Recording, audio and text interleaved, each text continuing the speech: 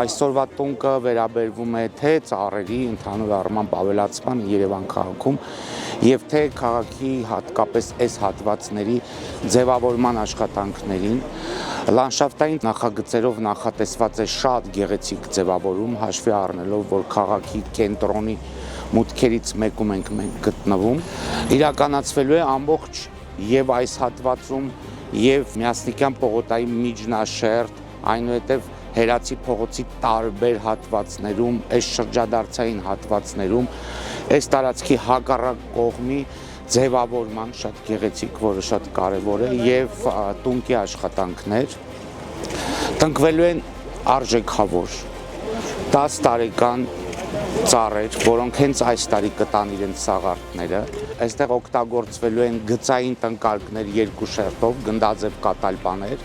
եւ խուսափելու համար այդ չակերտավոր մասնագետների խոսքերից պետք է նշեմ, որ երթևեկելի հատուկ հանգույց է եւ հետեւաբար մայթեզրի հատվածներին չի թույլատրվում մեծ ծառեր դնել տեսանելիությունը եւ մի շարք այլ բաներ չփակելու համար։ Տարածքում անցկացվել է բոլոր տարածքներում անցկացվել է անձրևացնող ոռոգման համակարգ, ջրագծերի միացման փուլում ենք հիմա գտնվում, միջնաշերտում նույնպես անցկացվում է ոռոգման համակարգ, թունել մտնող մենք մի հատված ունենք, ձևավորվում են նաև այդ հատվածները, Հերացի փողոցի սկզբնամասերն է ձևավորվելու, տնկվում են գնդաձև կատալպաներ, ֆոցինիա տեսակի ծառատեսակներ, որը առաջինը մենք բերեցինք, եթե կարելի է ասել,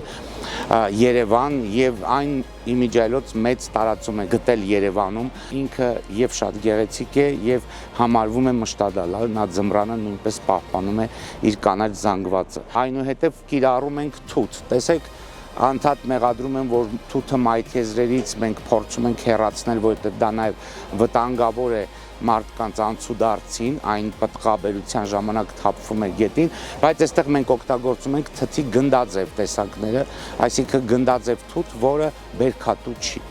Օգտագործում է ուրեմն թթենին, լացող սաֆորա, օգտագործվելու են նաև շատ թանկարժեք երկաթածառ, վարդակակաչածառ, մի շարք մշտադալարներ, գազակական գիհիներ, փռվող, մի խոսքով ոչինչ չի խնայել Երևան քաղաքը, կենտրոնի այս մուտքը շատ ժամանակակից եւ գեղեցիկ ձևավորելու համար։